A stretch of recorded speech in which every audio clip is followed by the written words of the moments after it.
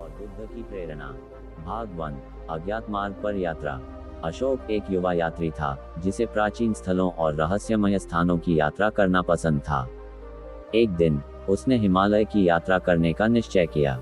उसे एक पुराने बौद्ध मठ के बारे में पता चला, जो दशकों से वीरान पड़ा था। कहा जाता था कि यह मठ भूतिया है, और वहां जाने वाले कई लोग कभी वापस नहीं लौटे।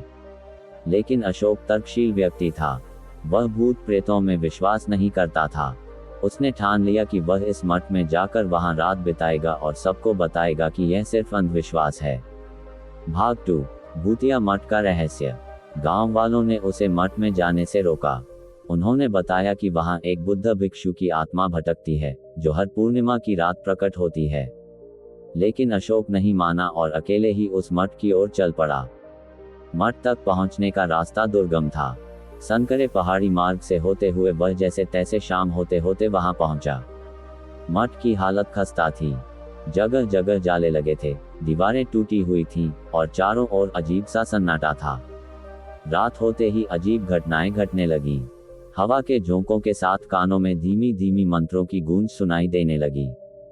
कभी ऐसा लगता जैसे कोई उसके पास खड़ा हो, तो कभी मठ की पुरानी घंटियां अपने आप बज उठती। अशोक थोड़ा घबराया, लेकिन उसने हिम्मत नहीं हारी। उसने सोचा कि ये सब मन का भ्रम है। उसने अपनी टॉर्च जलाई और मठ के मुख्य कक्ष में चला गया। भाग 3। बुद्ध भिक्षु का प्रेत। अचानक उसके सामने धुंधली रोशनी में एक छाया प्रकट हुई। वह एक बौद्ध भिक्षु की आकृति थी, जिसने गेरुआ वस्त्र पहने हुए थे। उसके चेहरे पर शांति थी, लेकिन उसकी आंखें गहरी और रहस्यमयी थीं। अशोक डर से जड़ हो गया। भिक्षु की आत्मा ने मंद स्वर में कहा, तुम यहाँ क्यों आए हो, वत्स? अशोक कांपते हुए बोला, मैं सत्य की खोज में यहाँ आया हूँ। मुझे भूतों में विश्वास नहीं है, लेकिन यह सब क्या हो रहा है?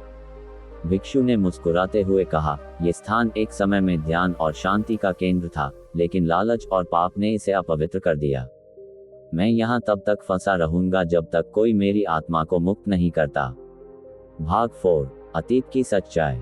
भिक्षु ने अशोक को बताया कि कई वर्षों पहले यह मठ ध्यान और ज्ञान का स्थान था। यहाँ एक महान गुरु रहते थे, जो भगवान बुद्ध के उपदेशों का प्रचार करते थे। लेकिन कुछ लालची राजाओं ने इस मठ पर हमला किया और इसे लूट लिया। कई भिक्षुओं की हत्या कर दी गई। मैंने अपने प्राण त्याग दिए, लेकिन इस स्थान की अशुद्धि के कारण मेरी आत्मा मुक्त नहीं हो सकी। भिक्षु ने कहा। अशोक ने साहस जुटाकर पूछा, मैं आपकी मदद कैसे कर सकता हूँ?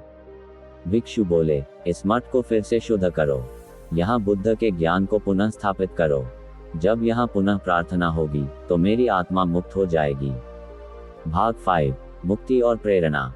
अशोक ने ये प्रण लिया कि वह इस मठ को पुनः जीवित करेगा।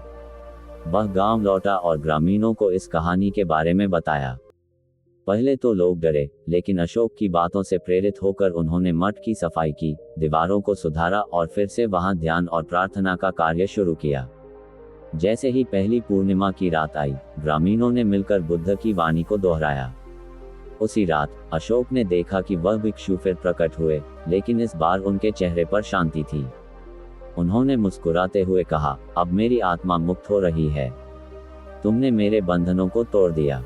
बुद्ध के मार्ग पर चलो और हमेशा सत्य की राह अपनाओ। अगली सुबह जब लोग मठ पहुंचे, तो मठ में एक अद्भुत शांति थी। अशोक जान गया कि भिक्षु की आत्मा मुक्त हो चुकी है। इसके बाद वह मठ फिर से ध्यान और शांति का केंद्र बन गया। अशोक ने अपना जीवन बुद्ध के उपदेशों के प्रचार में लगा दिया, और ये कहानी प्रेरणा बन गई कि कैसे अच्छाई और सत्य हमेशा अंधकार पर विजय प्राप्त करते हैं। सीख। सत्य की खोज में साहस जरूरी है।